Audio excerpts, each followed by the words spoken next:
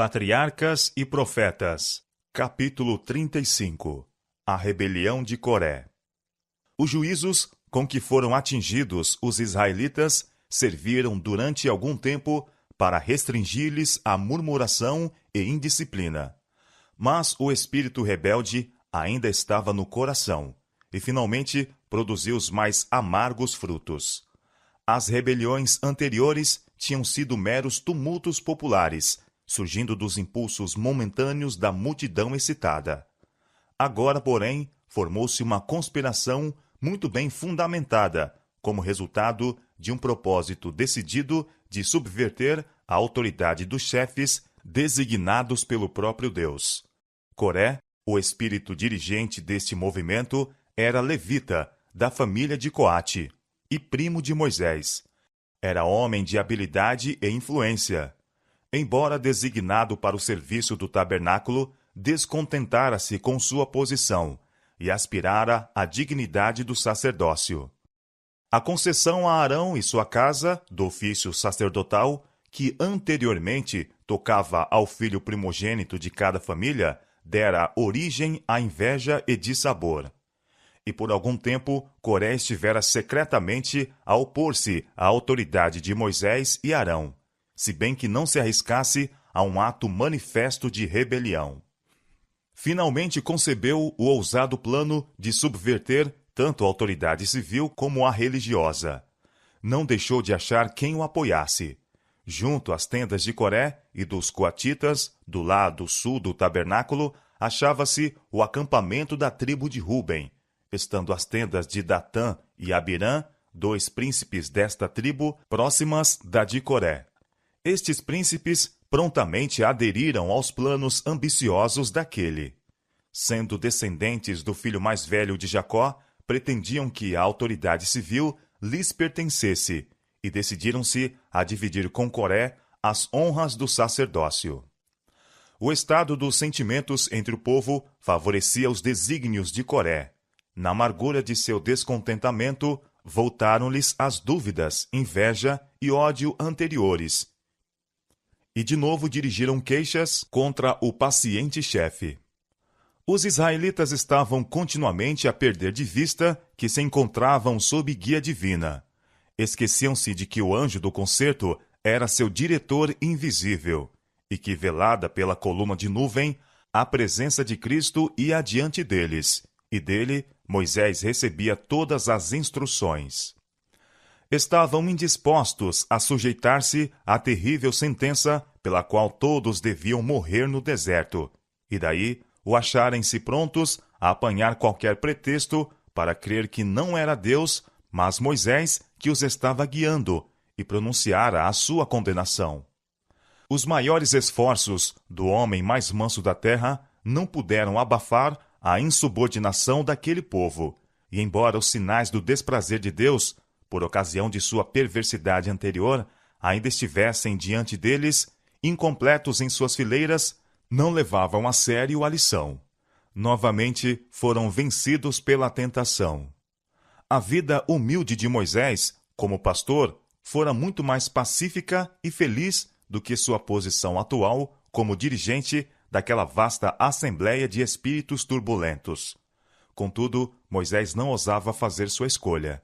Em lugar do cajado de pastor, fora-lhe dada uma vara de poder, a qual ele não poderia depor antes que Deus o desobrigasse.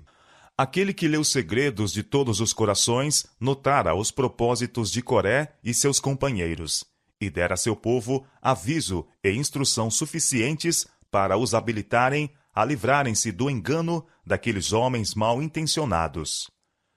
Tinham visto os juízos de Deus recaírem em Miriam por causa de sua inveja e queixas contra Moisés. O Senhor declarara que Moisés era maior do que profeta. Boca a boca falo com ele. Por que, pois, acrescentou ele, não tivestes temor de falar contra meu servo, contra Moisés? Números capítulo 12, verso 8. Estas instruções não se destinavam a Arão e Miriam somente, mas a todo Israel. Coré e seus companheiros de conspiração eram homens que haviam sido favorecidos com manifestações especiais do poder e grandeza de Deus. faziam parte do número dos que subiram com Moisés ao monte e viram a glória divina. Mas desde aquele tempo operara-se uma mudança. Uma tentação, leve a princípio, fora abrigada, e fortalecera-se ao ser acoroçoada, até que a mente foi dirigida por Satanás, e aventuraram-se a entrar em sua obra de desafeto.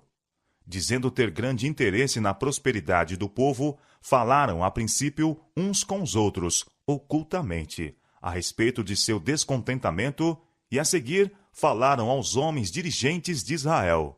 Suas insinuações foram tão prontamente recebidas que se arriscaram ainda mais, e afinal acreditaram realmente estarem agindo pelo zelo de Deus. Foram bem-sucedidos em aliciar 250 príncipes, homens de renome na congregação. Com este forte e influente apoio, sentiram-se confiantes em que fariam uma mudança radical no governo e melhorariam grandemente a administração de Moisés e Arão. O ciúme dera origem à inveja, e a inveja à rebelião.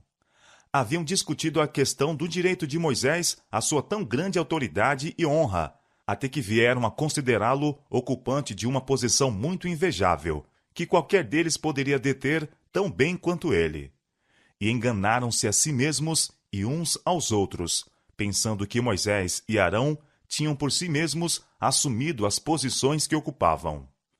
Os descontentes disseram que esses chefes se haviam exaltado sobre a congregação do Senhor, tomando para si o sacerdócio e o governo. Mas sua casa não tinha direito à distinção de superioridade às outras de Israel. Não eram mais santos do que o povo, e se lhes ia bastante estar no mesmo nível de seus irmãos, que eram igualmente favorecidos com a presença e proteção especial de Deus. A obra imediata dos conspiradores foi com o povo. Aqueles que estão no erro e merecem reprovação, nada há mais agradável do que receber simpatia e louvor. E assim, Coré e seus companheiros obtiveram a atenção e conseguiram o apoio do povo. A asseveração de que as murmurações do povo acarretavam sobre eles a ira de Deus declarou-se ser um engano. Disseram que a congregação não estava em falta, visto que não desejavam nada mais que seus direitos, mas que Moisés era um governador déspota, que ele reprovara o povo como pecadores, sendo eles um povo santo e estando o Senhor entre eles. Coré passou em revista a história de suas viagens através do deserto, onde haviam sido levados a situações angustiosas, e muitos pereceram por causa de sua murmuração e desobediência. Seus ouvintes julgaram ver claramente que suas dificuldades poderiam ter sido evitadas se Moisés tivesse adotado procedimento diverso. Concluíram que todos os seus fracassos eram atribuíveis a ele, e sua exclusão de Canaã fora em consequência da má administração de Moisés e Arão. Que se Coré fosse o seu dirigente e os animasse, ocupando-se com suas boas ações, em vez de lhes reprovar os pecados, teriam uma jornada muito pacífica e próspera, em vez de vaguearem de um lado para o outro no deserto. Seguiriam diretamente para a terra prometida. Nesta obra inspiradora de desafeição, houve maior união e harmonia entre os elementos discordantes da congregação do que já existira antes. O êxito de Coré, junto ao povo, aumentou-lhe a confiança e confirmou-o em sua crença de que a usurpação da autoridade por Moisés, a não ser reprimida, seria fatal à liberdade de Israel. Pretendia também que Deus lhe patenteara a questão e o autorizara a fazer uma mudança no governo antes que fosse demasiado tarde. Muitos, porém, não estavam prontos a aceitar as acusações de Coré contra Moisés. A lembrança de seus pacientes e abnegados labores surgia diante deles, e a consciência se lhes perturbava. Era, portanto, necessário indicar algum motivo egoísta pelo seu profundo interesse para com Israel. E reiterou-se a antiga acusação de que ele os tirara a fim de perecerem no deserto, para que pudesse apoderar-se de seus bens. Durante algum tempo, esta obra foi promovida em segredo. Entretanto, logo que o movimento ganhou força suficiente para garantir uma explosão franca, Coré apareceu à frente do partido e acusou publicamente a Moisés e Arão de usurparem a autoridade de que ele, Coré, e seus companheiros tinham igualmente direito de participar. Houve, além disso, a acusação de que o povo fora despojado de sua liberdade e independência. Demais é já, disseram os conspiradores, pois que toda a congregação é santa, todos eles são santos, e o Senhor está no meio deles. Por que, pois, vos elevais sobre a congregação do Senhor? Moisés não suspeitara deste trama tão cuidadosamente urdido, e quando sua terrível significação lhe ocorreu, caiu sobre o seu rosto em um apelo silencioso a Deus. Levantou-se triste, em verdade, mas calmo e forte. Fora-lhe concedida a direção divina. Amanhã, pela manhã, disse ele, o Senhor fará saber quem é seu, e quem o santo que ele fará chegar a si. E aquele a quem escolher fará chegar a si. A prova deveria ser transferida até o dia seguinte, a fim de que todos pudessem ter tempo para refletir. Então, aqueles que aspiravam ao sacerdócio deveriam vir cada um com incensário e oferecer incenso no tabernáculo, na presença da congregação. A lei era muito explícita de que unicamente os que haviam sido ordenados para o ofício sagrado deviam ministrar no santuário. E mesmo os sacerdotes, Nadab e Abiú, tinham sido destruídos por se arriscarem a oferecer fogo estranho, em desrespeito ao mandado divino. Todavia, Moisés desafiou seus acusadores a levar a questão perante Deus, caso ousassem recorrer a tão perigoso apelo. Separando a Coré e aos levitas, seus companheiros, disse Moisés: Porventura pouco para vós é que o Deus de Israel vos separou da congregação de Israel para vos fazer chegar a si, a administrar o ministério do tabernáculo do Senhor e estar perante a congregação para ministrar-lhe? E te fez chegar, e todos os teus irmãos, os filhos de Levi, contigo. Ainda também procurais o sacerdócio? Pelo que tu e toda a tua congregação congregados estáis contra o Senhor. E Arão, que é ele, que murmurais contra ele? Datã e Abirã não haviam assumido atitude tão ousada como Coré.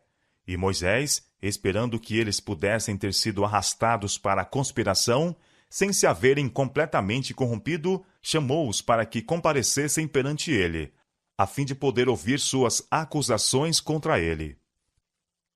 Mas não quiseram ir, e insolentemente se recusaram a reconhecer a sua autoridade. Sua resposta, proferida aos ouvidos da congregação, foi: Porventura, pouco é que nos fizeste subir de uma terra que mana leite e mel, para nos matares neste deserto? Senão que também totalmente te assenhoreias de nós? Nem tampouco nos trouxesse a uma terra que mana leite e mel, mas nos deste campos e vinhas em herança. Porventura, arrancará os olhos a estes homens? Não subiremos. Assim eles aplicaram ao cenário de seu cativeiro a mesma expressão com que o Senhor descrevera a herança prometida. Acusaram Moisés de pretender agir sob guia divina, como meio para estabelecer sua autoridade, e declararam que não mais se sujeitariam a ser levados como homens cegos, ora para Canaã e ora para o deserto, conforme melhor conviesse a seus ambiciosos intuitos.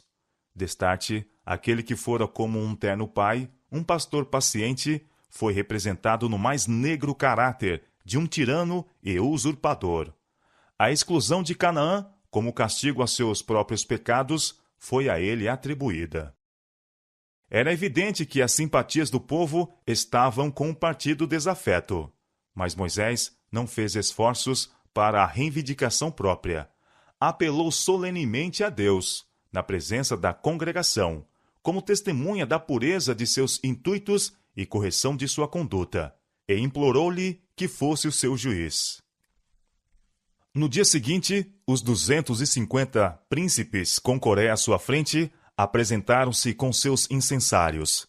Foram levados ao pátio do tabernáculo enquanto o povo se reuniu fora, para esperar o resultado. Não foi Moisés que reuniu a congregação para ver a derrota de Coré e seu grupo, mas sim os rebeldes, em sua cega presunção, congregaram-nos para testemunharem sua vitória.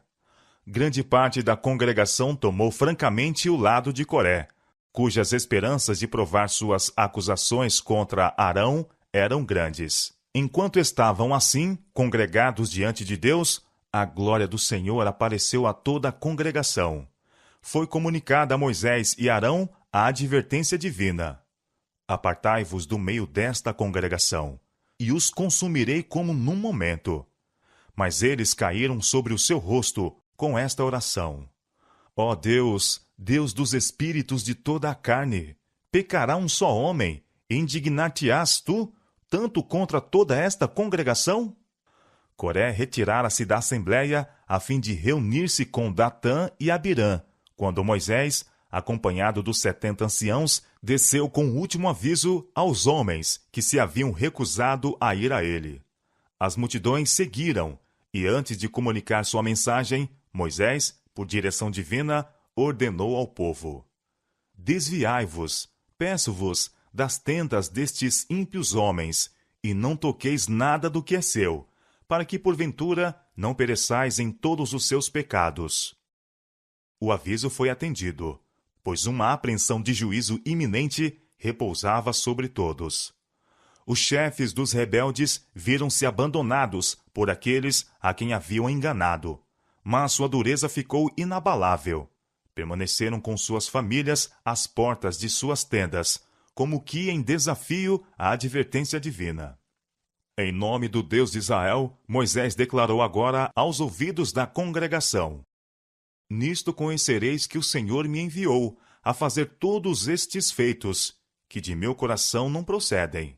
Se estes morrerem como morrem todos os homens, e se forem visitados como se visitam todos os homens, então o Senhor me não enviou. Mas, se o Senhor criar alguma coisa nova, e a terra abrir a sua boca e os tragar como tudo que é seu, e vivos descerem ao sepulcro, então conhecereis que estes homens irritaram ao Senhor. Os olhares de todo Israel estavam fixos em Moisés, enquanto se achavam aterrorizados e expectantes, aguardando os acontecimentos. Cessando ele de falar, a terra sólida partiu-se, e os rebeldes desceram vivos para o abismo com tudo o que lhes pertencia, e pereceram no meio da congregação. O povo fugiu, condenando-se a si próprio como participantes do pecado. Mas os juízos não haviam terminado. Fogo que flamejou da nuvem consumiu os 250 príncipes que tinham oferecido incenso. Estes homens, não sendo os primeiros na rebelião, não foram destruídos com os principais conspiradores. Foi-lhes permitido ver o fim daqueles e ter oportunidade para o arrependimento. Mas suas simpatias estavam com os rebeldes e partilharam de sua sorte.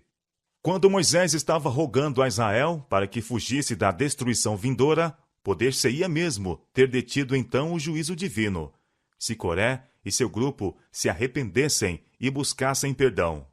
Sua obstinada persistência, porém, selou-lhes a condenação.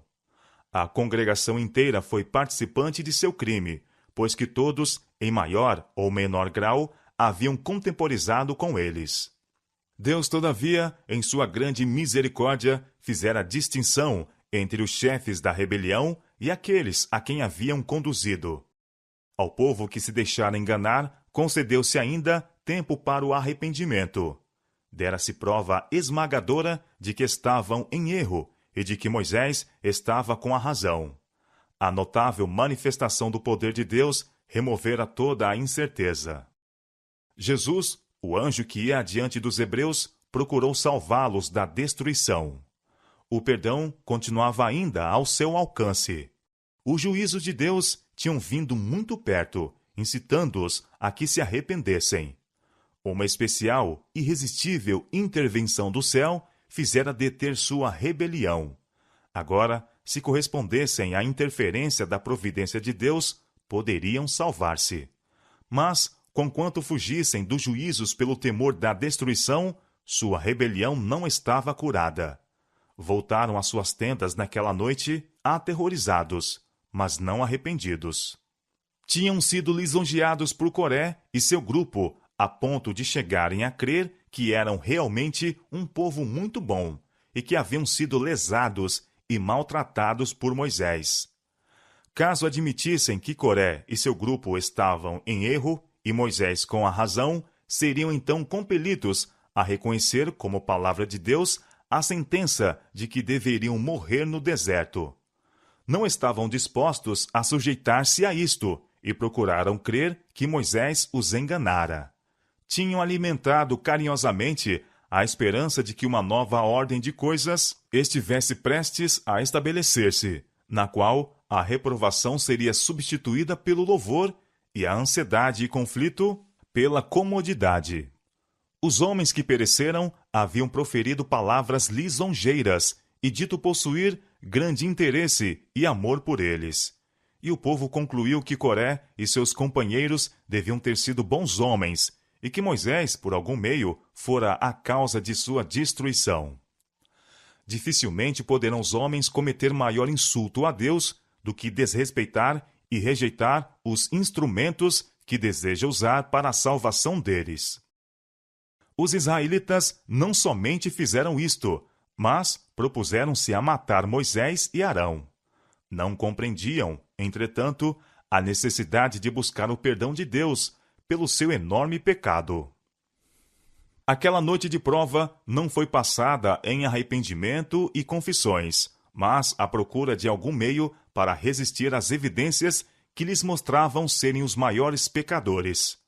Alimentavam ódio contra os homens que haviam sido por Deus designados e uniram-se a fim de resistirem à autoridade dos mesmos. Satanás estava a postos para perverter-lhes o discernimento e levá-los de olhos vendados à destruição.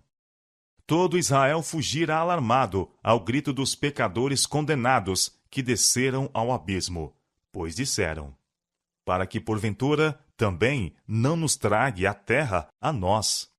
Mas no dia seguinte, toda a congregação dos filhos de Israel murmurou contra Moisés e contra Arão, dizendo: vós matastes o povo do Senhor. E estavam a ponto de fazer violência aos fiéis e abnegados chefes. Viu-se na nuvem por cima do tabernáculo uma manifestação da glória divina. E uma voz da nuvem falou a Moisés e Arão: levantai-vos do meio desta congregação, e eu a consumirei como num momento. A culpa do pecado não recaía sobre Moisés, e, portanto, ele não receou, e não se apressou em retirar-se e deixar a congregação para que perecesse. Moisés demorou-se, manifestando neste terrível momento crítico o interesse do verdadeiro pastor pelo rebanho ao seu cuidado. Advogou para que a ira de Deus não destruísse inteiramente o povo de sua escolha. Pela sua intercessão, deteve o braço da vingança, para que o rebelde e desobediente Israel não tivesse um fim total. Mas o ministrador da ira saíra. A praga estava a fazer a sua obra de morte. Por determinação de seu irmão, Arão tomou um incensário e foi apressadamente ao meio da congregação para fazer expiação por eles. E estava em pé entre os mortos e os vivos. Enquanto subia o fumo do incenso, as orações de Moisés no tabernáculo ascendiam a Deus, e a praga deteve. Mas não antes que 14.000 de Israel jazessem mortos, como prova do crime de murmuração e rebelião. Deu-se, entretanto, outra prova de que o sacerdócio fora estabelecido na família de Arão. Por determinação divina, cada tribo preparou uma vara e escreveu nela o nome da tribo. O nome de Arão estava na de Levi. As varas foram postas perante o Senhor na tenda do testemunho. A florescência de qualquer vara deveria ser sinal de que o Senhor escolhera aquela tribo para o sacerdócio. Na manhã seguinte, eis que a vara de Arão, pela casa de Levi, florescia, porque produzira flores, e brotara renovos e dera amêndoas. Foi mostrada ao povo, e depois posta no tabernáculo, como testemunho às gerações subsequentes. Este prodígio decidiu finalmente a questão do sacerdócio. Ficou agora plenamente estabelecido que Moisés e Arão tinham falado por autoridade divina, e o povo foi constrangido a crer na desagradável verdade de que morreriam no deserto. Eis aqui, nós expiramos, exclamaram. Perecemos, nós perecemos todos. Confessaram haver pecado, rebelando-se contra seus dirigentes, e ter Coré e seu grupo sofrido o justo juízo de Deus. Na rebelião de Coré, vence, em um cenário menor, os resultados do mesmo espírito que determinou a rebelião de Satanás no céu. Foi o orgulho e a ambição que moveram Lúcifer a queixar-se do governo de Deus e procurar subverter a ordem que fora estabelecida no céu. Desde sua queda, tem sido seu objetivo infundir nas mentes humanas o mesmo espírito de inveja e descontentamento, a mesma ambição de posições e honras. Assim agiu ele na mente de Coré, Datã e Abirã, para suscitar o desejo de exaltação própria e provocar inveja, falta de confiança e rebelião. Satanás, fazendo-os rejeitar os homens que Deus designara, fê-los rejeitar a Deus como seu chefe. Contudo, ao mesmo tempo em que com sua murmuração contra Moisés e Arão blasfemavam de Deus, estavam tão iludidos que se julgavam justos, como tendo sido dirigidos por Satanás aqueles que fielmente haviam reprovado seus pecados. Não existem ainda os mesmos males que jazem no fundamento da ruína de Coré? O orgulho e a ambição estão espalhados, e quando são acalentados, abrem a porta à inveja e a uma luta pela supremacia. A alma é alienada de Deus e inconscientemente arrastada às fileiras de Satanás. Semelhantemente a Coré e seus companheiros, muitos, mesmo dos professos seguidores de Cristo, estão a pensar, projetar e agir com tanta avidez pela exaltação própria que, para o fim de alcançar a simpatia e o apoio do povo, estão prontos a perverter a verdade, atraiçoando e caluniando os servos do Senhor, e mesmo acusando-os dos motivos vis e egoístas que lhes inspira o próprio coração. Reiterando persistentemente a falsidade, e isso contra toda a evidência, chegam finalmente a crer ser ela a verdade. Ao mesmo tempo em que se esforçam por destruir a confiança do povo nos homens que por Deus foram designados, acreditam realmente que se acham empenhados em uma boa obra, fazendo em verdade serviço para Deus. Os hebreus não estavam dispostos a sujeitar-se às determinações e restrições do Senhor. Inquietavam-se com sofrerem restrições e não se dispunham a ser reprovados. Tal era o segredo de sua murmuração contra Moisés. Ficassem livres para fazerem conforme lhes aprovesse e teria havido menos queixa contra seu chefe. Durante toda a história da Igreja, os servos de Deus têm tido o mesmo espírito a defrontar. Por uma condescendência pecaminosa é que os homens dão a Satanás acesso à sua mente e vão de um grau de impiedade a outro. A rejeição da luz lhes entenebrece a mente e endurece o coração, de modo que lhes é mais fácil dar o passo imediato ao pecado e rejeitar luz ainda mais clara, até que, afinal, seus hábitos de fazerem mal se tornam fixos. O pecado deixa de lhes parecer pecaminoso. Aquele que com fidelidade prega a palavra de Deus, condenando deste modo seus pecados, muito frequentemente incorre no seu ódio. Indispostos a suportar a dor e o sacrifício necessários à sua correção, voltam-se contra o servo do Senhor e denunciam-lhe as reprovações como inoportunas e severas. Semelhantes a Coré, declaram que o povo não está em falta. É aquele que reprova que ocasiona toda a dificuldade. E acalmando a consciência com esta falácia, os ciosos e desafetos combinam semear discórdia na igreja e enfraquecer as mãos daqueles que a querem edificar. Todo o progresso, feito por aqueles a quem Deus chamou para tomar parte na direção de sua obra, tem provocado suspeita. Cada um de seus atos tem sido desvirtuado pelos que são invejosos e críticos. Assim foi no tempo de Lutero, dos Wesleys e de outros reformadores. Assim é hoje. Coré não teria seguido o caminho por onde foi se tivesse sabido que todas as instruções e reprovações comunicadas a Israel eram de Deus. Ele podia, entretanto, ter sabido isto. Deus dera prova esmagadora de que estava guiando Israel. Mas Coré e seus companheiros rejeitaram a luz até se tornarem tão cegos que mesmo as mais notáveis manifestações de seu poder não bastavam para os convencer. Atribuíam-nas todas a operações humanas ou satânicas. A mesma coisa fora feita pelo povo, que no dia seguinte, ao da destruição de Coré e seu grupo, veio a Moisés e Arão dizendo: Vós matastes o povo do Senhor. Apesar de terem tido a prova mais convincente do desagrado de Deus pela sua conduta na destruição dos homens que os haviam enganado, ousaram atribuir seus juízos a Satanás, declarando que pelo poder do maligno, Moisés e Arão tinham ocasionado a morte de homens bons e santos. Foi este ato que selou a condenação deles. Haviam cometido o pecado contra o Espírito Santo, pecado este em virtude do qual o coração do homem eficazmente se endurece contra a influência da graça divina. Se qualquer disser uma palavra contra o Filho do Homem, disse Cristo, ser-lhe-á perdoado. Mas se alguém falar contra o Espírito Santo, não lhe será perdoado. São Mateus, capítulo 12, verso 32. Estas palavras foram proferidas por nosso Salvador, quando as obras, cheias de graça que realizara pelo poder de Deus, foram atribuídas pelos judeus a Beelzebul.